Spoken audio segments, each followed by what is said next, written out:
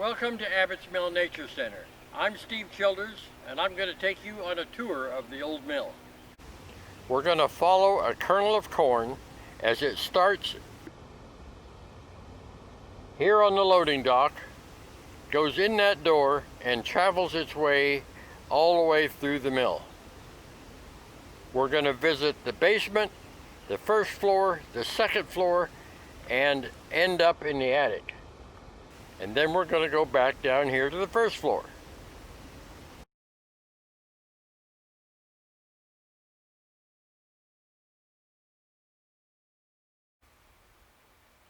In this old photograph we have, you can see that the loading dock was once a little higher.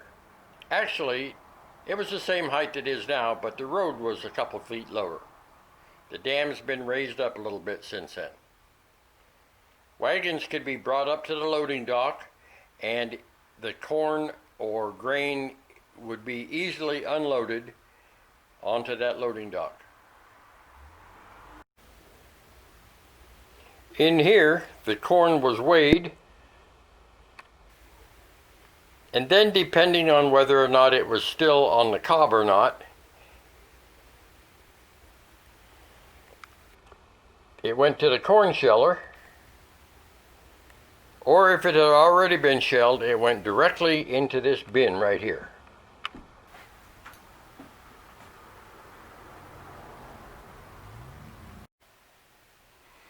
And into this bin in the basement, where it waits its turn to go into this elevator, which carries it upstairs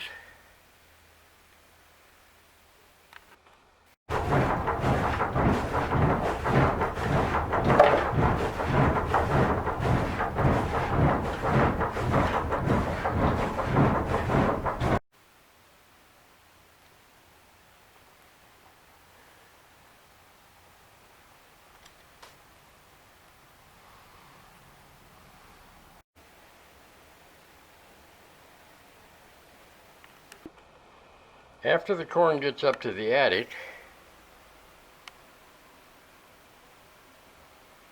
it goes into the corn cleaner. The corn cleaner is nothing but a chute with a screen on the bottom of it. The dirt and seeds fall down through the screen, and the corn continues on to the corn bins downstairs.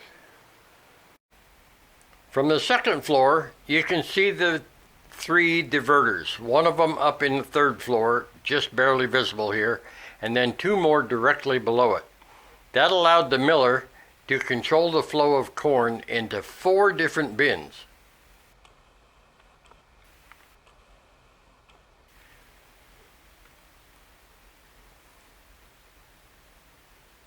Why 4 different bins?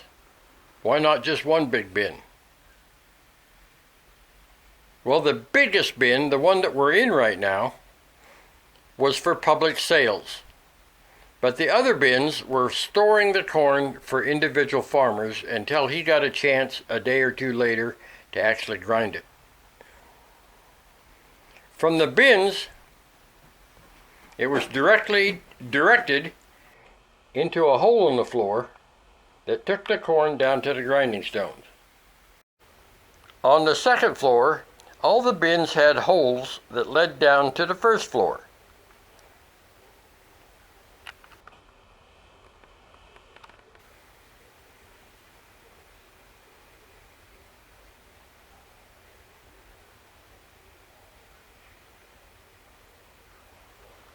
On the first floor, they could be directed into a chute that took them over to the grinding stone.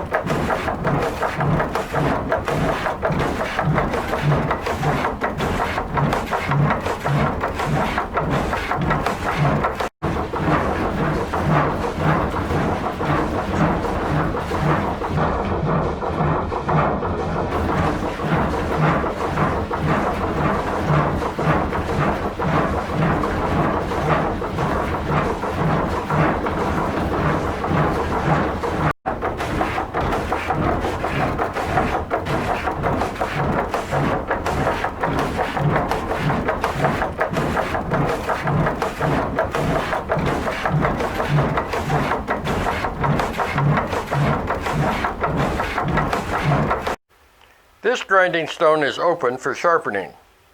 Occasionally the stones had to be sharpened so that they would grind the grain properly.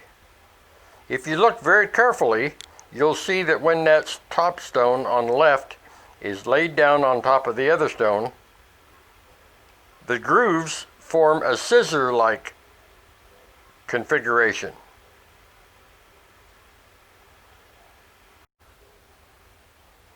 When the grinding stones are operating properly, there should be just exactly the right amount of distance between the two stones. The two stones never actually quite touch. That distance can easily be adjusted with this little crank right here. The miller would feel the product coming out of the stones and would know right away whether it was too fine or too coarse, and he would make adjustments appropriately. As the corn is turned into cornmeal, it slowly works its way out those grooves and ends up going down this chute right here.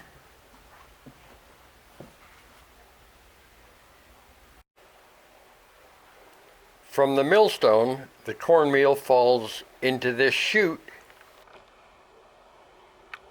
in the basement, which carries it down into the bottom of the second elevator,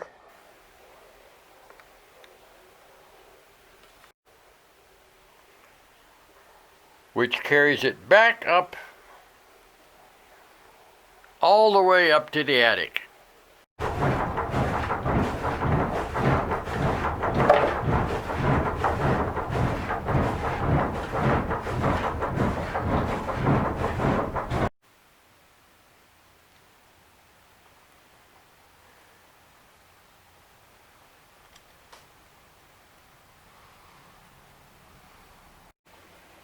After the cornmeal gets back up to the attic, it leaves the elevator and is diverted into this chute,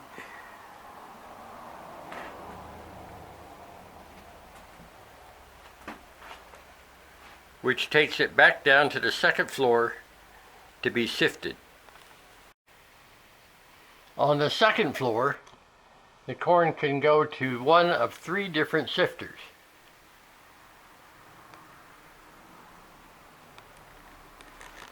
There's a very complicated array of diverters that allows it to go to the older sifter, which was hand-built, or to a corn cracker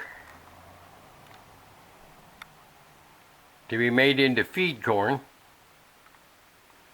or it could have gone to a much more modern sifter,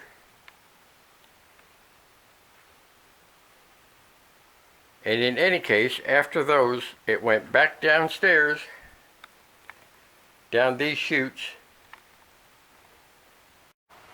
The cornmeal then fell down these chutes on the ground floor and ended up very near where it had begun.